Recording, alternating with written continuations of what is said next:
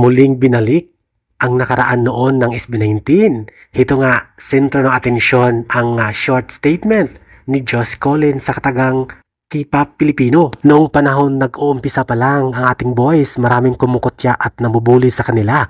Sila di umuno ay K-pop Filipino. Pero ngayon, talagang stand out na talaga at tumayo sa sariling paa ang SB19 para ipakilala ang P-pop sa buong mundo. At heto nga, sila ang nagbigay, sila ang nagdaan, sila ang nagdala ng mga Tagalog song, OPM song tulad na lamang ng Gento, Dam at marami pang iba. Noon, ang tawag sa ating boys na mga kapwa Filipino ay K-pop Filipino. Alam niyo ba, isa siyang pinakamalaking insulto sa kanila sa ating SB19 boys. Pero ngayon, dala-dala nila ang P-pop, the king of P-pop na ang SB19 sa kabila ng pang-iinsulto ng mga kapwa Pinoy na K-pop Filipino ang SB19 noon.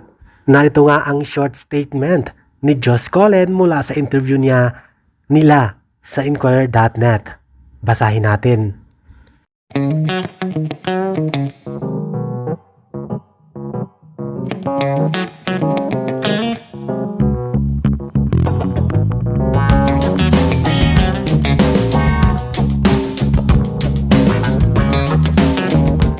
Isang malaking insulto ang tawaging K-pop Filipino at laging ang tinatawag ang SB19 boys na K-pop copycats every time magsayaw sila sa mga mall na walang nanonood, dinededma. Pero ngayon, talagang ang iba dyan ng mga bashers ng SB19 ay sinasabing proud Pinoy.